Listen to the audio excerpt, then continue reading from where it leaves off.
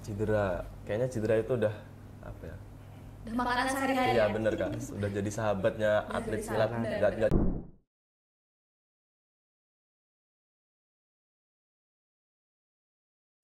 Assalamualaikum warahmatullahi wabarakatuh. Kembali lagi di UM Metro Podcast, podcastnya Generasi Sukses. Tempat di mana obrolan seru dan inspirasi segar selalu hadir untuk kamu. Bersama saya Nisa Nursela yang akan menemani perbincangan kita hari ini bersama narasumber yang luar biasa juga tentunya. Series kali ini kita akan membahas mengenai prestasi mahasiswa Universitas Muhammadiyah Metro. Tentunya kita sudah menghadirkan nih narasumber yang luar biasa. Kita sapa dulu ya. Selamat datang Kak Rido dan Kak Ahsan. Boleh sapa teman-teman sih yang ada di rumah. Assalamualaikum. Salam. Salam aja lah sapa ya. Oke, salam aja sapanya ya. Oke, kali ini kita akan mengangkat tema nih Kak, tapak juara ajang pencak silat jejak langkah sang pendekar. Kita akan membahas nih latar belakang beliau-beliau ini yang luar biasa di depan kita mengenai perjalanannya ya selama di dunia silat. Kemudian seperti apa sih perjalanan panjang sampai berada di titik ini gitu. Oke, kemarin ikut ajang Lampung Begawi Kak ya 2025, tepatnya di Kor Wai Halim Bandar Lampung. Itu kira-kira ada berapa peserta Kak yang ikut di kegiatan tersebut? Untuk peserta 1000. sekitar Estimasi. 1000. Kurang lebih 1000 peserta. Itu seluruh Lampung atau Seluruh Lampung, Kak. seluruh Ya, Lampung? seprovinsi Lampung. Seprovinsi Lampung ya. Berarti dari seluruh provinsi Lampung itu kurang lebih ada 1000 peserta gitu ya. Dan dilaksanakan berapa hari Kak? 3 hari, Kak. 3 hari di tanggal Tanggal 14 sampai 16 April 2025. 14 sampai 16 April 2025. Oke, sebelum kita masuk lebih jauh nih, kita akan kulik latar belakangnya dulu ya teman-teman. Jadi apa sih yang menjadi latar belakang kakak-kakak di sini ya? Kenapa bergelut di dunia silat? Boleh dari Kak Ahsan dulu, boleh ya yang di pojok, silahkan Kak Ahsan berikan tanggapannya. Apa ya? Yang melatar belakangi saya Kak, hobi aja sih Kak. Hobi, memang suka dari dulu. Suka dengan semua olahraga dan juga bela diri gitu. Jadi itu aja sih, hobi aja. Hobi aja. Ada nggak sih orang yang menjadi support system nih untuk mendorong kakaknya ayo kamu belajar aja ke silat, mengarahkan untuk masuk ke dunia silat? Aku kayak Iya, betul. ada Kak yang pasti orang tua. Orang Orang tua tua itu ya. dari dulu support aku untuk disilat ini. Dari kecil. Cuman dulu belum latihan. Dulu disuruh latihan akunya yang malas-malasan. Jadi mulai latihan lagi silat itu mulai SMP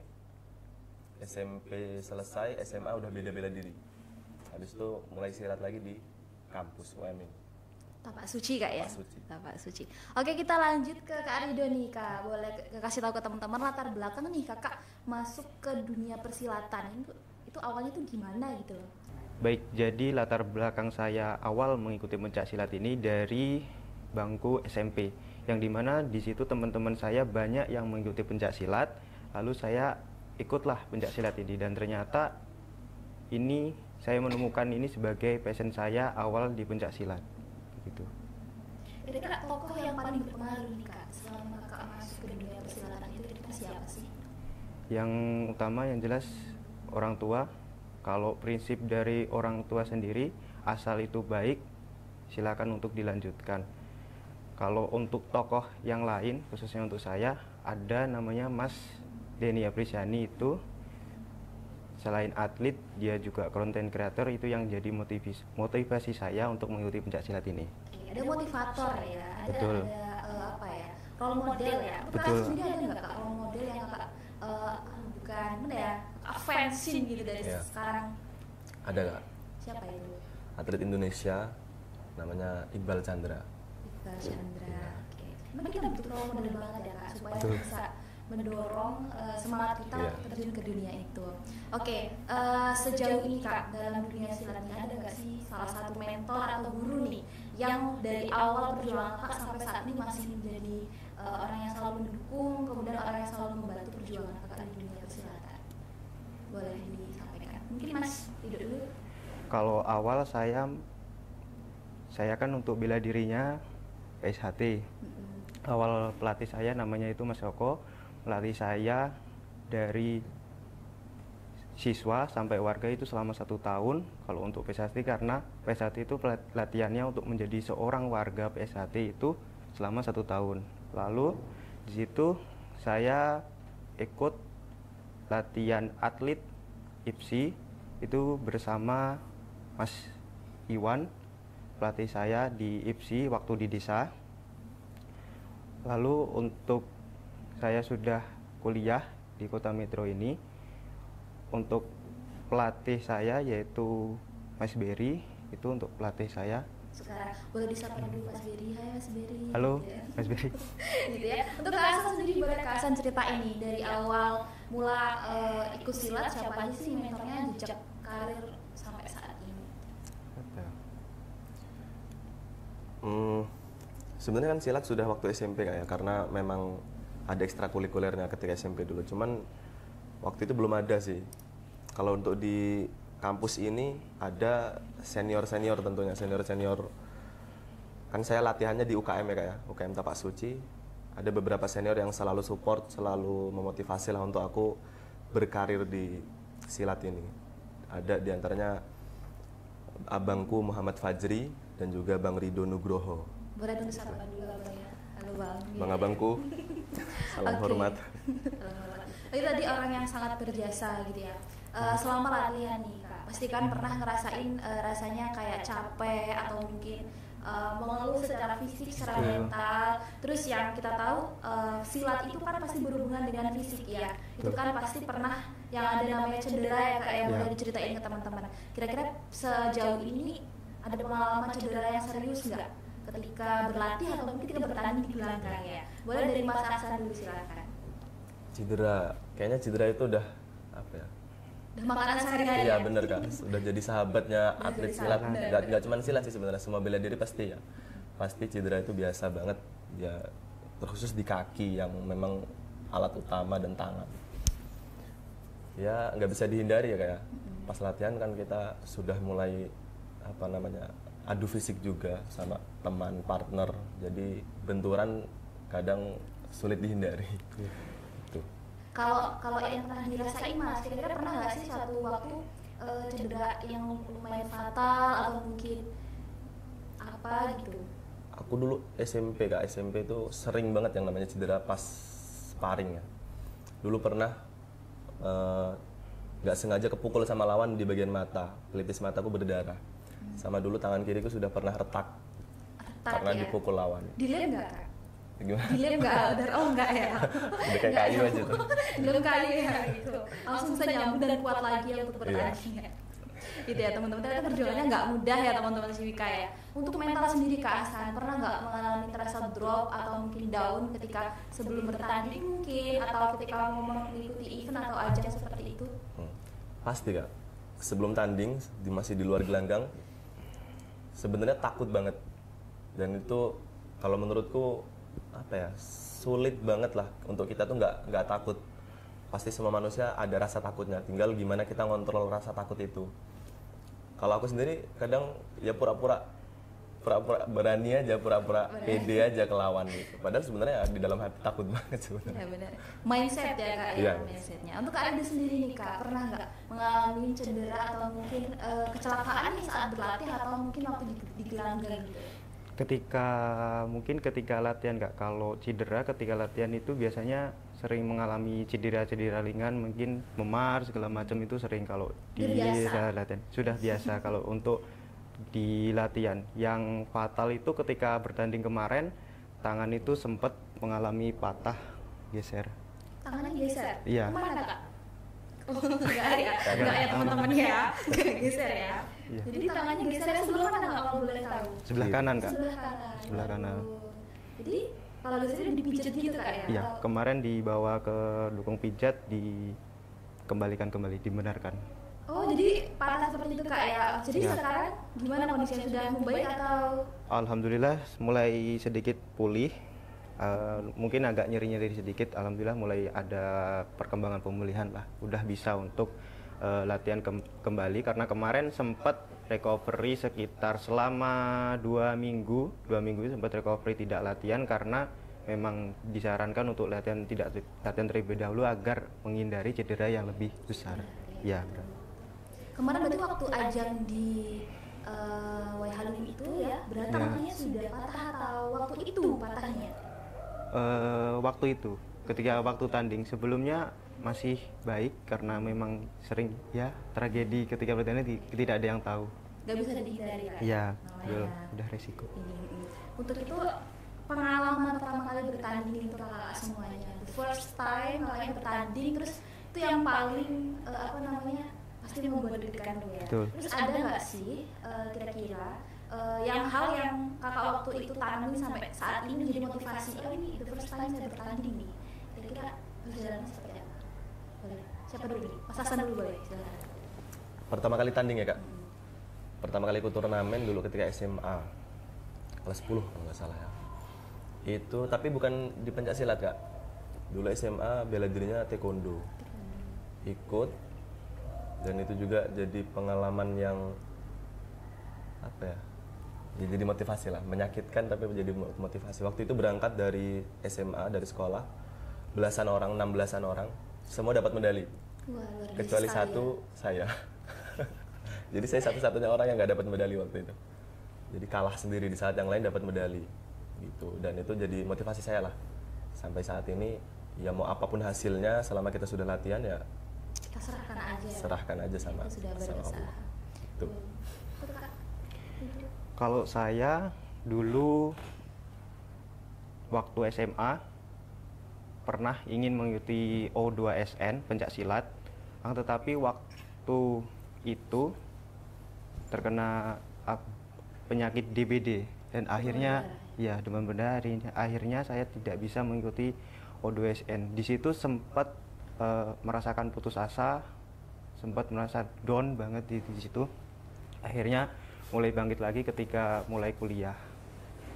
Awal pertama kali turun gelanggang itu ketika masuki dunia perkuliahan kak.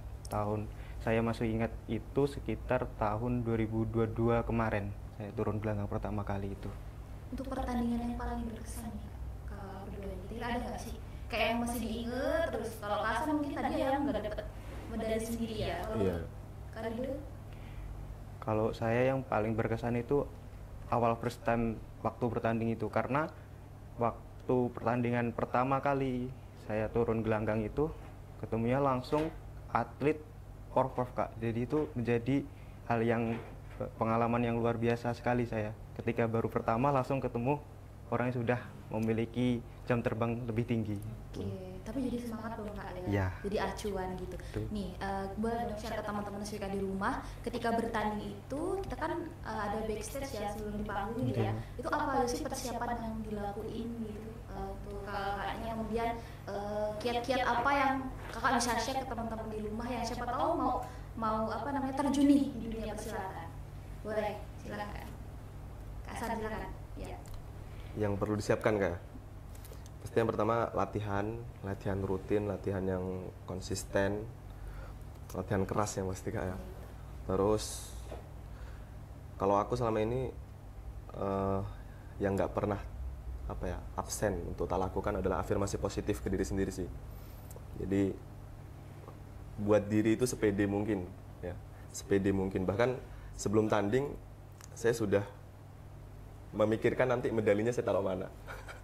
Jadi itu sebagai cara saya aja untuk ningkatin kepercayaan diri saya gitu. Medalinya taruh mana gitu. Bukan soal kepedean ya teman-teman, tapi itu adalah bentuk suges. Iya, ya, bentuk suges. Tapi ya kepedean sih kak. Oh iya, kepedean. Yang penting ya. nanti jangan kecewa aja ketika Iya, ternyata tidak sesuai harapan. Nanti kita Siapkan sudah ruang. berusaha gitu kak ya, sudah berusaha lebih keras dan sudah sangat percaya diri. Kayak taruh mana ya, ini mau sebelah mana, berarti sudah banyak dong koleksinya kak ya Enggak di rumah juga. gitu. Untuk kalian sendiri kak, sebelum bertanding apa aja yang perlu disiapkan nih? Kalau yang perlu disiapkan sama seperti Mas Aksan tadi, latihan dengan konsisten, dan ada lagi yang dipersiapkan yaitu mengatur pola hidup. Mengatur pola hidup di sini yaitu mengatur pola makan dan mengatur pola tidur, karena mengatur pola makan sendiri untuk sebagai seorang atlet itu tidak sembarangan Kak untuk makan. Jadi ada yang makanan yang sekiranya perlu dihindari apalagi ketika mendekati event gitu. Tanding ya, Ya. fast food gitu enggak ya? Ya. Gitu. Dan juga pola tidur Kak, karena itu juga bagian dari latihan, karena itu recovery. Dan Untuk kakak sendiri kira-kira tidurnya tiap hari berapa jam seharinya? Siapa tahu teman-teman bisa mau mencari inspirasi untuk menjadi atlet nih. Nah, Berapa jam? Dari jam berapa sampai jam berapa bangun biasanya? Dari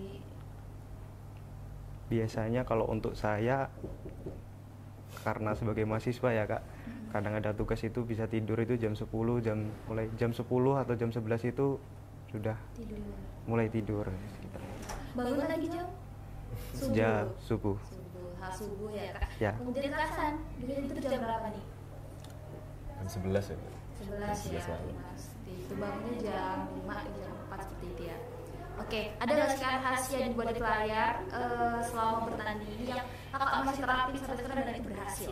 Boleh dong share ke teman-teman yang ada di. Nggak ada ya. Oh, rahasia spiritual mungkin atau fisik dan lain sebagainya boleh di share ke teman-teman sedikit aja. Kalau aku itu sih Kak, yang tadi sih Kak, yang bab kepedean tadi sih Kak. Bab kepedean. PD-nya tak buat 100%.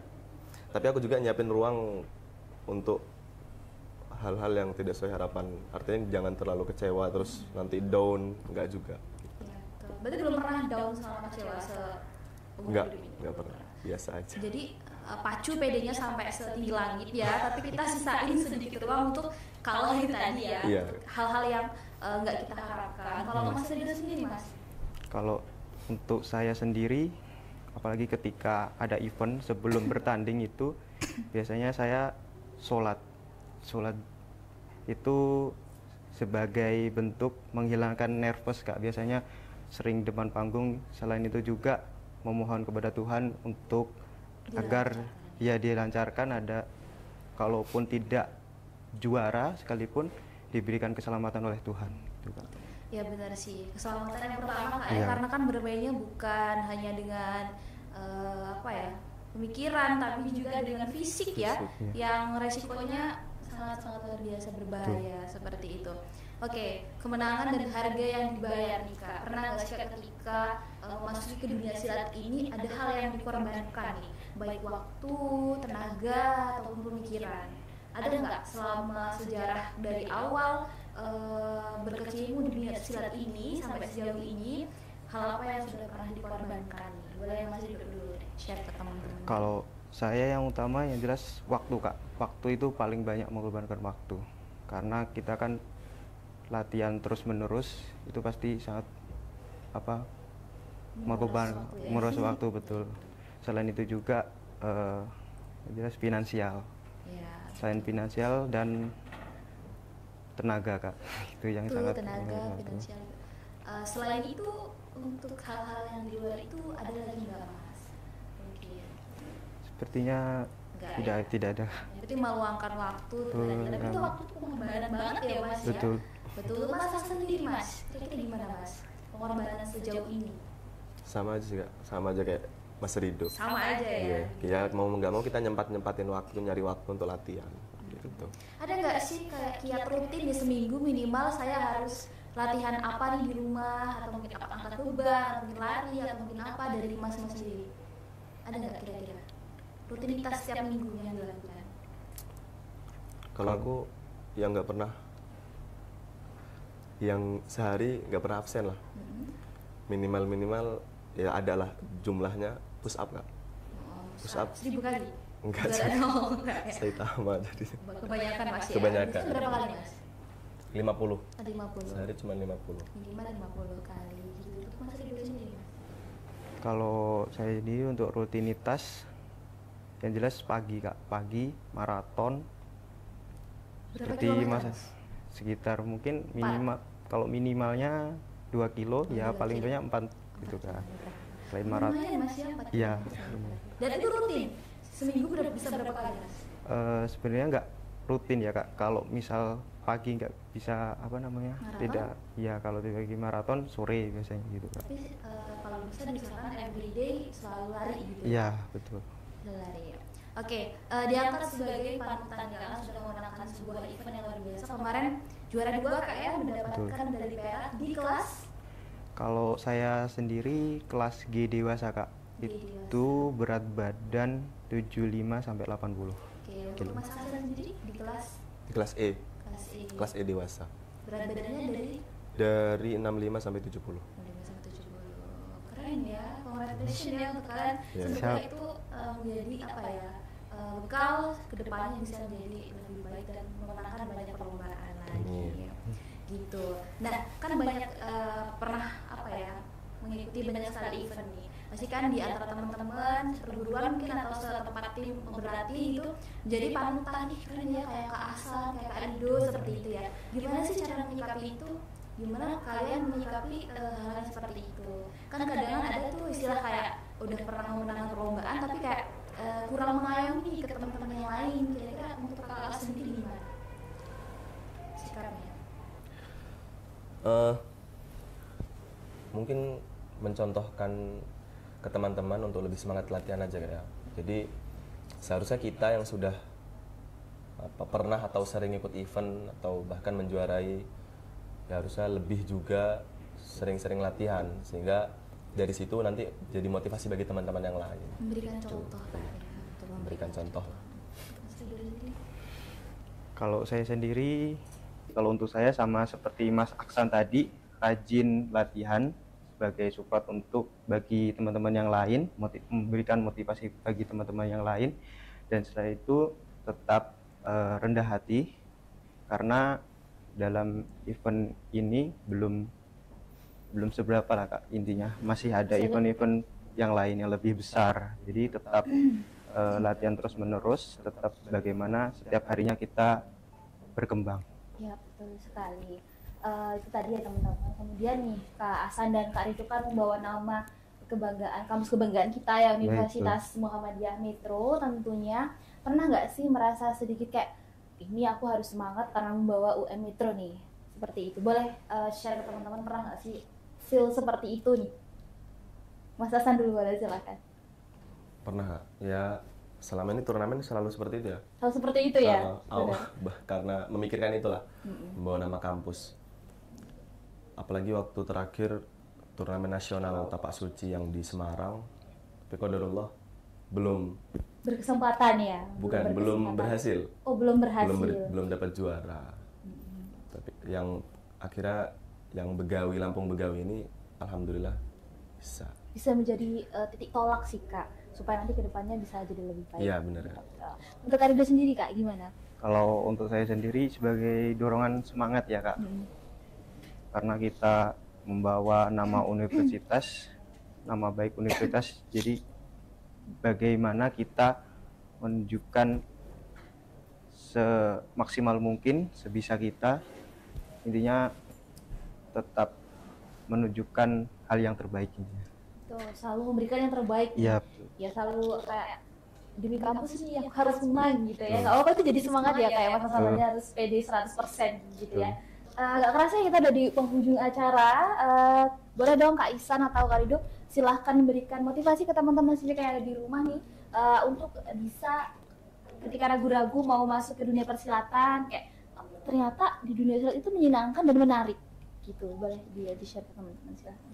Kak Ihsan dulu silahkan. Ya untuk teman-teman yang mungkin ada minat atau bakat dalam dunia dalam hal bela diri dan ingin penasaran di dunia persilatan, ya dari saya sih pesannya terjun aja secara serius untuk berkarir di silat. Cari di mana bakatnya, apakah di dunia laga, fight atau kesenian. Karena ya antara dua itulah opsinya ada di situ. Daripada apa ya? Yang kita lihatlah fenomena pada zaman ini banyak sekali oknum-oknum bela diri yang mencoreng nama perguruannya karena tingkah laku yang kurang pas, anarkis gitu ya. dan lain-lain. Boleh Kak Rido? Kalau kesan dari saya, intinya tentukan passion sedini mungkin, intinya passionnya kita di bidang apa. Jadi karena setiap orang itu pasti punya bakat itu menurut saya ya Kak, untuk bakat itu adalah suatu skill yang diasah terus menerus. Jadi kalau memang memiliki kesenangan di pencaksilat, khususnya di olahraga pencaksilat ini, kita fokus ini ya, fokus latihan, konsisten, disiplin.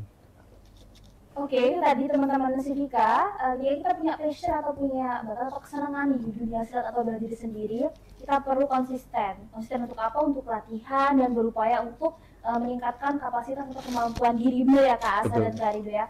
Dan bisa menjadi seseorang yang baik itu pasti akan memiliki proses yang panjang. Jadi jangan pernah takut untuk mengambil langkah ya teman-teman Sivika. Mungkin cukup untuk hari ini. Terima kasih Kak Rido dan Kak Asan. Sampai ketemu lagi di episode selanjutnya. Terima kasih, saya akhiri. Wassalamualaikum warahmatullahi wabarakatuh. Waalaikumsalam warahmatullahi wabarakatuh.